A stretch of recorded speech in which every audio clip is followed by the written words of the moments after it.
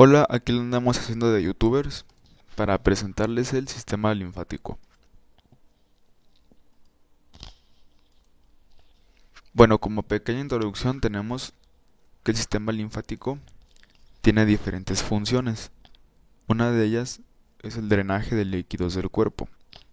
Si este drenaje no se llevase a cabo por medio de los vasos linfáticos, obtendríamos hinchazón y acumulación de líquidos en lo que son extremidades, zonas o estructuras del cuerpo.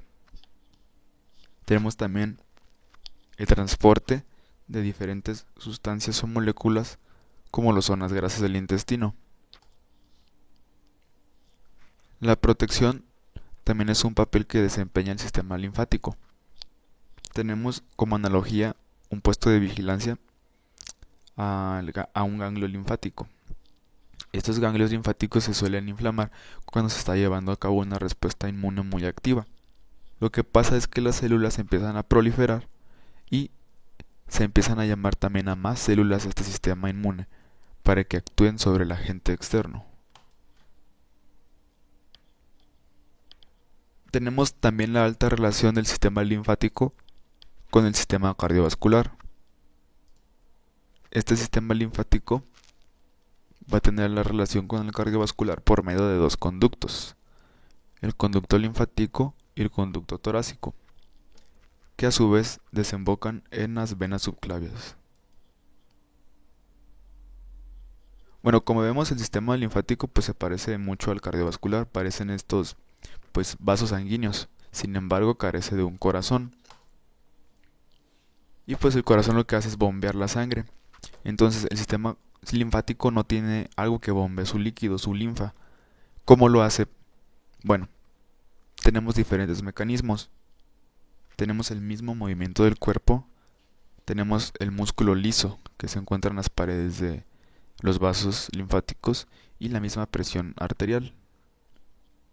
Tenemos estructuras que son válvulas dentro de estos vasos linfáticos que se abren para permitir el paso y se cierran para impedir que se regrese el líquido por la gravedad, puesto que no tenemos un corazón que se bombe este líquido.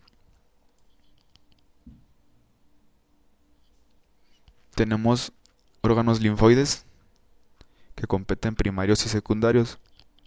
Como primarios tenemos donde nacen las células inmunes, que son la médula ósea. Ojo, médula ósea es donde nacen.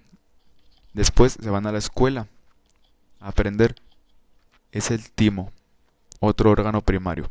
De aquí, del timo, migran también a otras regiones del cuerpo que son ya los órganos secundarios, como son el vaso, amígdalas y ganglios linfáticos.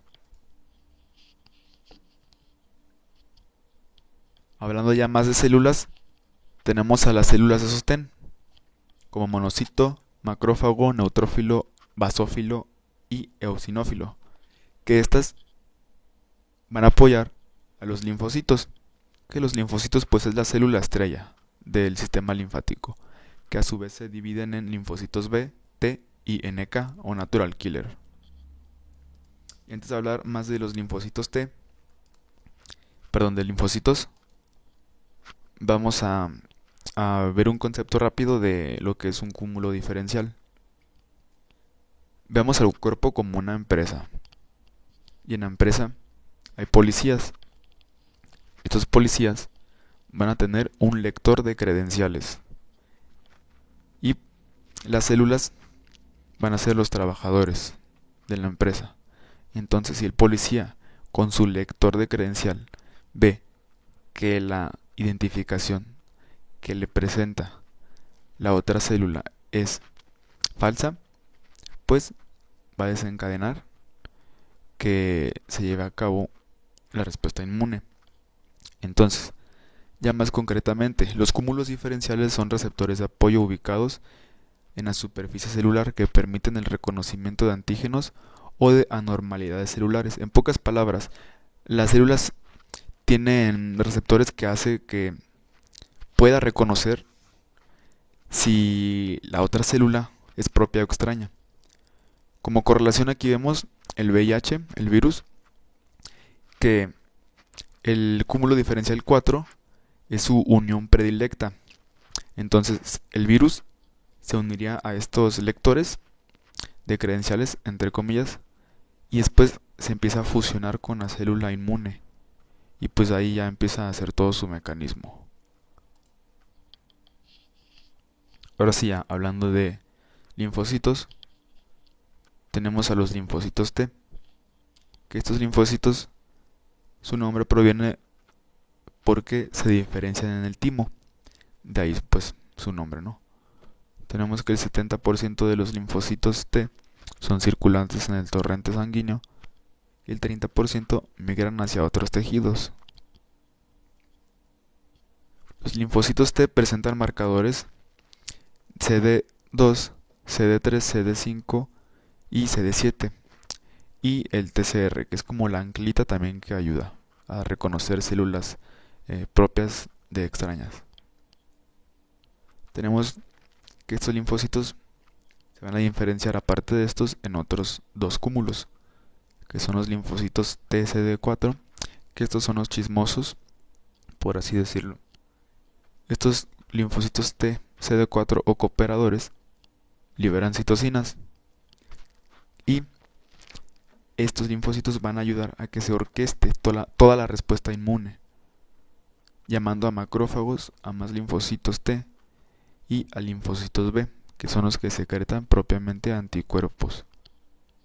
Si pudiéramos definir en una palabra a linfocitos TCD4, serían alerta. Olvídense de esto negro y nada más vean esta palabra, alerta.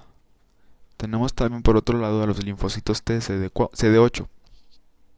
Los linfocitos TCD8 o citotóxicos van a destruir ya las células. Estos ya son los de ataque.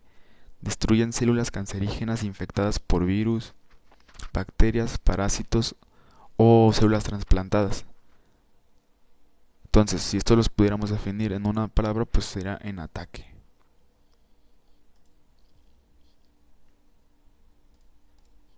Linfocitos T, tenemos otra clasificación que son los reguladores, que una clasificación de estos es el CD4, CD25 y FOXP3. Estos linfocitos van a hacer que se regule la respuesta inmune. Podríamos decir que estos calman a los linfocitos de ataque. Le dicen, oye, ¿sabes qué? Ya pasó la actividad inmune, la respuesta inmune. Es momento de que bajes pues el ataque. Porque si no, van a empezar con las enfermedades autoinmunes. Entonces estos linfocitos que presentan CD4, CD25 y FOXP3 van a disminuir la capacidad de respuesta de los linfocitos T. Tenemos también a los T reguladores que presentan CD8 y CD4-5R0, que estos concretamente le dicen a las células que ya dejen de trabajar, de actuar.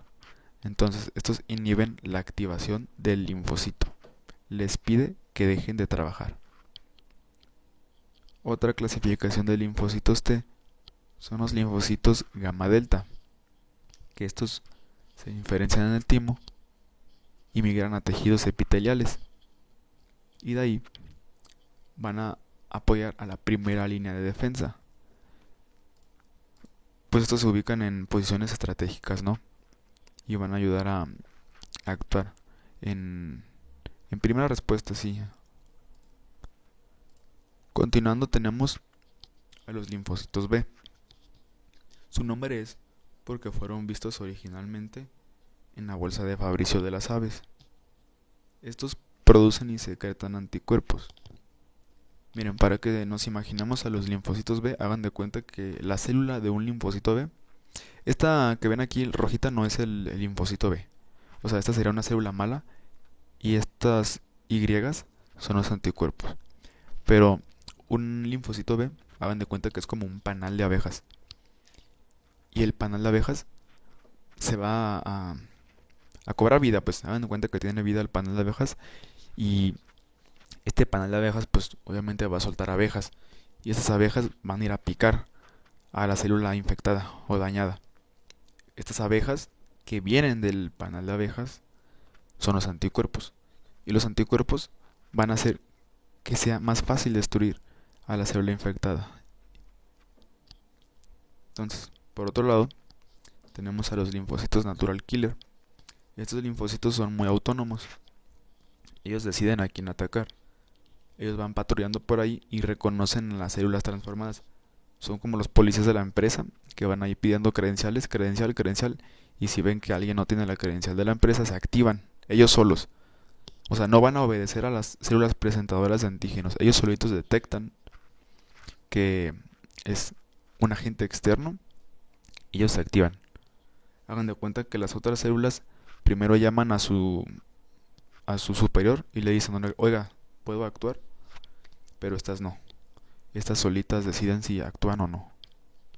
Entonces, estas células, linfocitos natural killer, liberan perfominas y granzimas, que estas van a perforar a la célula dañada y le van a inducir a apoptosis. Células presentadoras de antígenos es lo que comentábamos aquí, que las células presentadoras de antígenos van a, pues, a mostrar a los antígenos las credenciales, por así decirlo, a las otras células inmunes. Entonces, estas se interactúan con los linfocitos T CD4, los que decíamos que eran los chismosos, que estos linfocitos eran los de alerta. Entonces, primero estos reciben a la presentadora de antígeno y ya. Dicen, no, si es credencial de la empresa, no hagamos nada. O pueden decir, ¿saben que esta no es la credencial de la empresa? Activen la respuesta inmune. Después, continuando ya con la histología de los linfocitos, tenemos que estos son pequeños, medianos y grandes, y con un núcleo redondo y una delgada capa de citoplasma. Estos con tinción convencional de hematoxilina y eosina no se van a poder diferenciar de que natural killer, de que linfocito TCD4 y así. O sea, eso va a ser con otras técnicas especiales.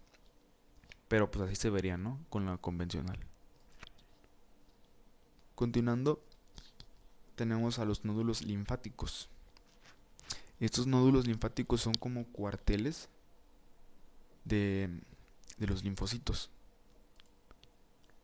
Tenemos que estos se van a encontrar en regiones como el ilion y en las amígdalas, en la cavidad oral. Tenemos que son concentraciones de linfocitos, concretamente linfocitos B, que esos son los que secretan anticuerpos. Y estos están bien definidos y no están encapsulados. Con encapsulados se refiere a que no están como tan encerrados, ¿no? O sea, como que sí tiene más contacto con el exterior, permitiendo que se pueda, pues, tener el contacto, ¿no? Vaya la redundancia, con los antígenos. Dice que hay nódulos linfáticos primarios y nódulos linfáticos secundarios. En los nódulos linfáticos primarios, aquí son unos dibujitos, pero más adelante les presento pues ya el corte, ¿no? En el dibujo vemos que son linfocitos vírgenes en espera de ser activados. Todo este circulito es el nódulo. Estos que vemos aquí, estas bolitas, son los linfocitos. Todos pues son homogéneos, ¿no? Del mismo color, teñidos un poquito más fuerte. Entonces, estos son linfocitos que están a la espera de que llegue, ¿no?, la célula presentadora de antígeno y los active. Y pues carecen de un centro germinativo, que ya se encuentra en los nódulos linfáticos secundarios. Los nódulos linfáticos secundarios ya es donde se activa, ¿no?, el cuartel, ¿no?, que es el centro germinativo, que está teñido ya más pálidamente. El cuartel está más pálido. Aquí es donde ya los linfocitos detectaron el antígeno y ya migran y empiezan a prepararse, ¿no? Ya empiezan a detectar todas las debilidades, ¿no?, del antígeno. No, oye, ¿tú qué opinas? Y así, ¿no? ¿Qué le hacemos a la célula mala? ¿Cómo la atacamos? Se empiezan a preparar aquí. Y este ya es el centro germinativo donde se entrenan y se especializan los linfocitos. Tenemos acá la otra capa que quedó, que es la de manto o corona, que pues son los otros linfocitos B que se quedaron a la espera, ¿no?, de ser activados. Acá ya en el corte vemos un corte de ilion del intestino delgado y vemos los nódulos linfáticos. Esto es un nódulo linfático, nódulos. Y bueno, si le hiciéramos zoom aquí, a ver, dejen ver si se puede hacer zoom. Ok, sí se puede hacer zoom. No se ve tan bien, pero se alcanza a percibir el centro germinativo. Este sería un nódulo linfático secundario. ¿Por qué? Porque aquí vemos que está teñido más pálidamente el centro, que este sería el cuartel, ¿no? El centro germinativo. Y a la periferia, el, la capa de corona de los linfocitos vírgenes en espera de ser activados. Y aquí tendríamos un nódulo linfático primario sin centro germinativo. Todavía no se inaugura el cuartel, ¿no? El centro germinativo. Son puros linfocitos B vírgenes a la espera, pues, de que se active, ¿no? Esa respuesta inmune. Continuando, tenemos el tejido linfático difuso. Este tejido linfático difuso, pues, se encuentra en lo que es el tubo digestivo, vías respiratorias y sistema urogenital. Pero, bueno, tenemos que el tejido linfático difuso se encuentra por debajo de sus alrededores de la lámina propia de los epitelios. Este tejido linfático difuso, pues, son linfocitos en menor medida, ¿no? De los nódulos. O sea, estos son como ya cuartelotes, ¿no? Como regiones, sí, como legiones de soldados. Y estos son como ya soldados ubicados estratégicamente para, pues para actuar, ¿no? A la respuesta inmune. Tenemos a las amígdalas, que sus funciones van a ser la producción de linfocitos, la defensa del cuerpo y pues producir anticuerpos. Como parénquima tenemos el epitelio en rosita, epitelio estratificado plano. No siempre es plano en todas, a continuación lo vemos. Bueno, tenemos aquí el tejido linfático, también componente del parénquima, que son estos en color azul, que vendrían siendo los nódulos linfáticos. Estos serían, por ejemplo, nódulos primarios, los que están todos de azul, y pues estos ya serían secundarios, los que tienen el centro germinativo, lo palidito. Y como estroma tenemos toda la malla reticular, que son fibras reticulares, células dendríticas, foliculares y macrófagos. Tenemos una hemicápsula y va a tener tabiques o proyecciones que aquí van a pasar las arterias para irrigar pues a las amígdalas. Creo que este dibujo lo hice de una amígdala palatina, por eso tiene estratificado plano el epitelio. Y acá vemos ya el corte de la amígdala palatina, que pues era este dibujito más concretamente. Entonces tenemos que esta amígdala palatina tiene epitelio plano estratificado, tiene criptas y tiene nódulos. Entonces, epitelio. Si le hiciéramos zoom a estas áreas, aquí podemos observar el epitelio, todo esto es el epitelio plano estratificado, y las criptas, que son las invaginaciones del epitelio. Es todo esto. Aquí es donde van a entrar los antígenos, ¿no? Y se van a reconocer. Tenemos a los nódulos, son estos, y pues acá se ve mejor, ¿no? Esto es un nódulos linfáticos. Estos pues vendrían siendo secundarios. No encuentro uno primario por aquí. Parecer es uno aquí, pero no estoy muy seguro. Tenemos a la amígdala lingual, que esta tiene un epitelio plano estratificado. Aquí lo podemos observar. Esta tiene criptas amigdalinas más cortas y tiene acinos mucosos. Tenemos también a la amígdala faríngea y amígdala tubárica. Aquí puse una imagen porque en varias bibliografías venía que la amígdala tubárica pues era una prolongación de la amígdala faríngea. Entonces pues no hubiera tanta diferencia, ¿no? De una a otra. Pero pues aquí podemos observar que se parecen mucho en su estructura. Tenemos que tienen epitelio cilíndrico pseudoestratificado ciliado. Aquí lo podemos observar. Es todo esto. Y no presenta criptas. Y pues este sería ya su tejido, ¿no? Su tejido linfático, lo de acá. Bueno, ahora hablaremos del timo, al cual vamos a definir como un órgano linfóide primario bilobulado que resulta esencial para la maduración de los linfocitos T.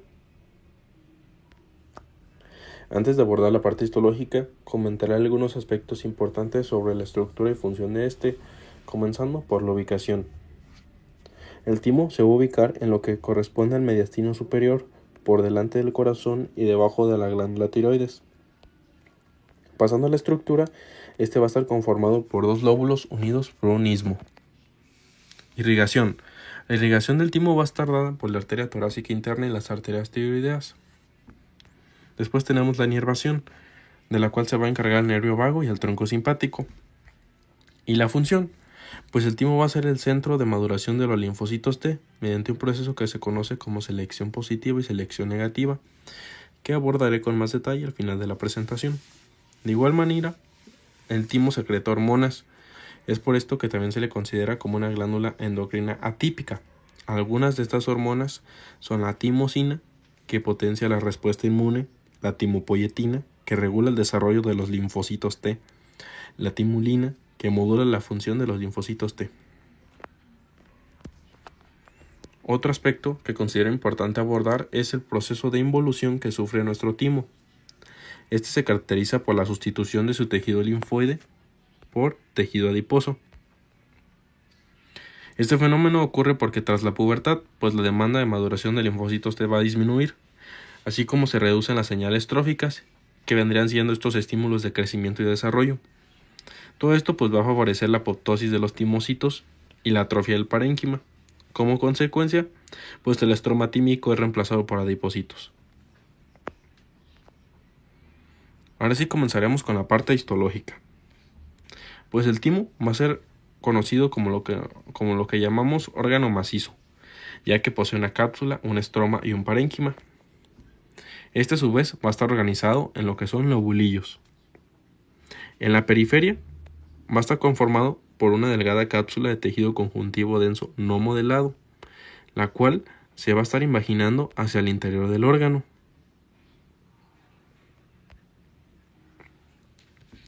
Los lobulillos que forman el parénquima del timo se van a dividir a su vez en médula, que corresponde a esta zona teñida con menor intensidad, y en corteza, que va a estar teñida intensamente. Cápsula. Pues como comentamos, la cápsula se va a encontrar en la periferia y va a estar constituida de tejido conjuntivo denso no modelado. Entre los lobulillos vamos a encontrar las trabéculas, que vendrían siendo estas extensiones de tejido conectivo que vienen desde la cápsula.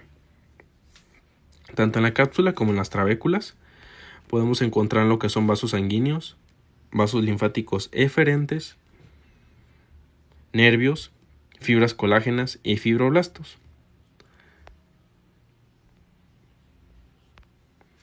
Corteza. Pues la corteza tímica es muy basófila. Esto se debe a que los linfocitos T que la conforman están muy juntos y tienen núcleos teñidos intensamente. Estos linfocitos ocupan lugar dentro de una extensa red de células epitelio reticulares, las cuales tienen características, como su nombre lo dice, tanto de células epiteliales como de células reticulares. Algunas de las características de las células epiteliales pues son las uniones intercelulares y los filamentos intermedios. Y características de células reticulares pues vendrían siendo más que nada que proveen un estroma a los linfocitos T. Se reconocen 6 tipos de células epitelio reticulares, comenzando por las tipo 1. Estas se van a encontrar entre la corteza y la cápsula, y su función va a ser crear una barrera funcional y de separación entre el parénquima y el tejido conjuntivo. Después tenemos a las tipo 2. Estas se van a encontrar dispersas en toda la corteza, van a poseer núcleos más redondos y citoplasmas estrellados. La función de estas va a ser participar en la educación química mediante la expresión de las moléculas MHC1 y MHC2, que corresponden a complejos al complejo mayor de histocompatibilidad. Después tenemos a las tipo 3, que se encuentran entre la corteza y la médula, y su función más que nada va a ser crear una barrera entre ambas estructuras.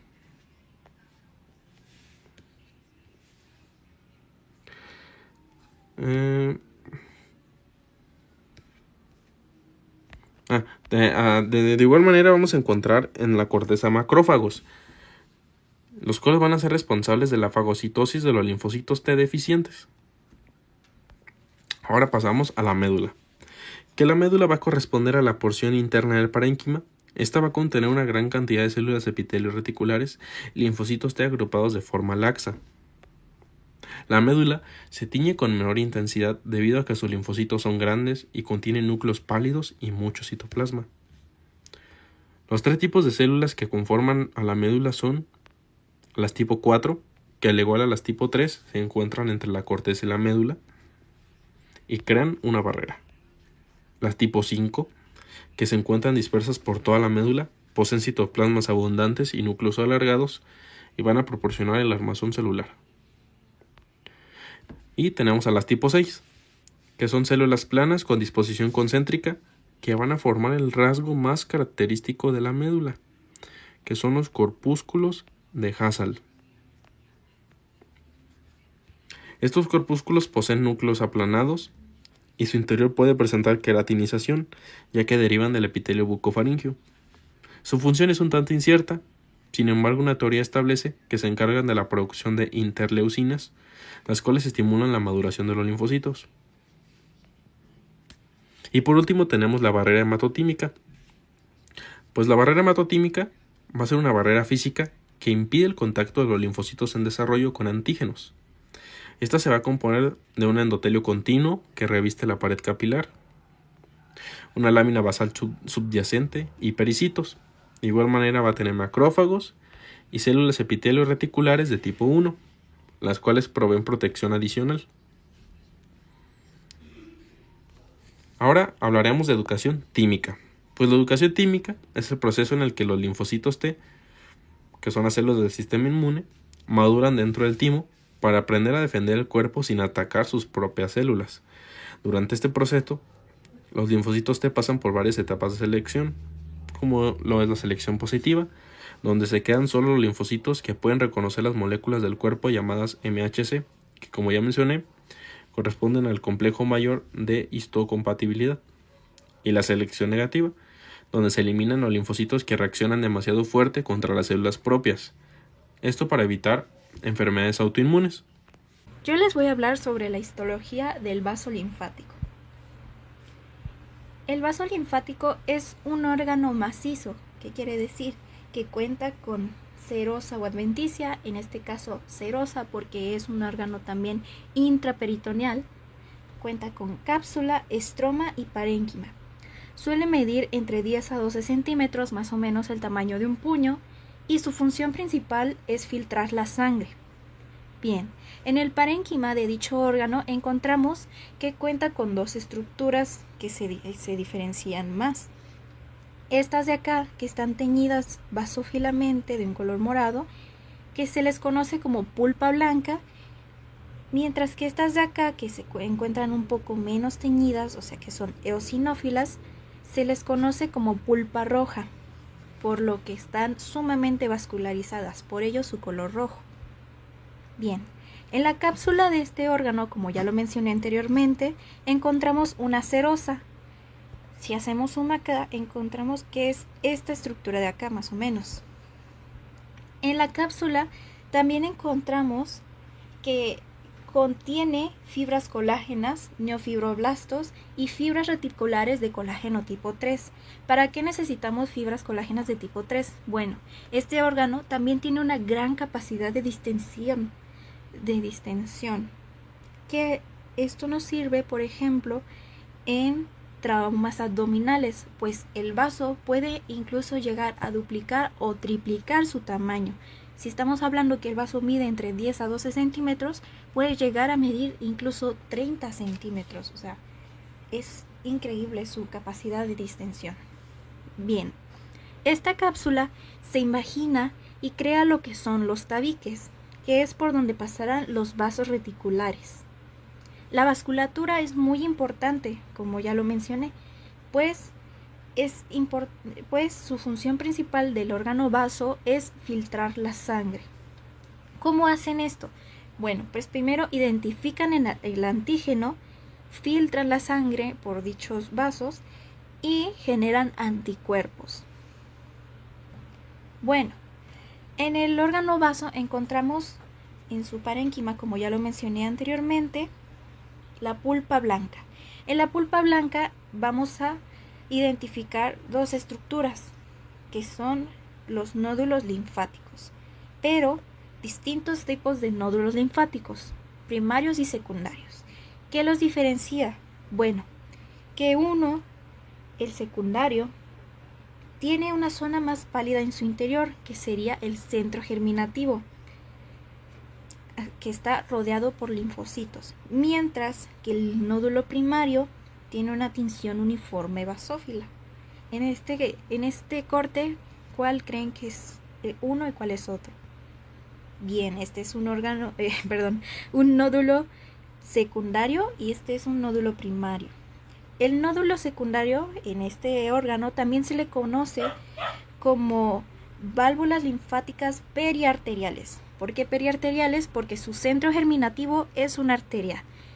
Otra de las grandes diferencias entre uno y otro es que las válvulas linfáticas, también conocidas como PALs, es que están rodeadas de linfocitos tipo B, mientras que los nódulos linfáticos están rodeados, lamento eso, mientras que los nódulos linfáticos están rodeados de linfocitos tipo B. Muy bien. En algunos casos vamos a encontrar que están fusionados, por ejemplo aquí, que encontramos que sus centros germinativos están en la periferia entre varios linfocitos. Pero en la mayoría de estos casos, los centros germinativos van a estar a la periferia, así que son fáciles de identificar. También podemos lograr observar que en estos nódulos linfáticos hay una zona marginal sumamente vascularizada. Si tenemos imaginación y no estamos tan miopes como yo, encontramos que es esta sección de aquí. Bueno, encontramos también que se alcanzan a ver algunos eritrocitos. Y bueno, esta sección nos ayuda a marcar la transición entre pulpa blanca y pulpa roja, que es a lo que vamos a pasar a continuación. Bien, la pulpa roja. En la pulpa roja encontramos dos elementos muy importantes: los cordones de Billroth, también conocidos como cordones esplécnicos, y los sinusoides esplécnicos o senos esplécnicos. Bien, estos son los sinusoides y estos de acá son los cordones de Billroth. Los cordones de Billroth nos ayudan a marcar la separación entre sinusoides. Como ven, aquí hay un sinusoide, aquí hay un cordón de Billroth, sinusoide, cordón de Billroth, sinusoide y así consecutivamente.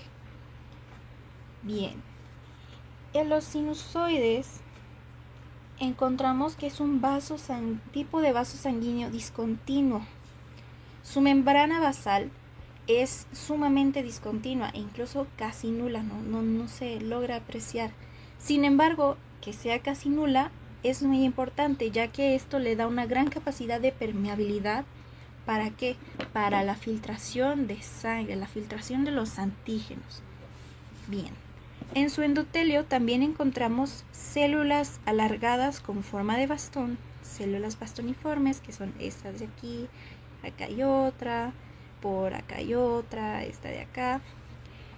Y logramos observar también células grandes con núcleo redondo, células grandes con núcleo redondo, por acá y por acá. ¿Qué son estos? Macrófagos. Muy bien, los macrófagos en el vaso se encargan principalmente de fagocitar. ¿Pero qué fagocitan? Bien, pues fagocitan los antígenos y los eritrocitos. ¿Cuándo fagocitan los eritrocitos? Pues los fagocitan cuando estos pierden su capacidad de elasticidad para pasar por los vasos sanguíneos. Incluso hay unos vasos sanguíneos que se les conoce como capilares envainados, que están rodeados de macrófagos, para que en cualquier momento que algún eritrocito ya no tenga esa capacidad de elasticidad para lograr pasar por ellos, pues lo fagociten y dejen de existir. Bueno,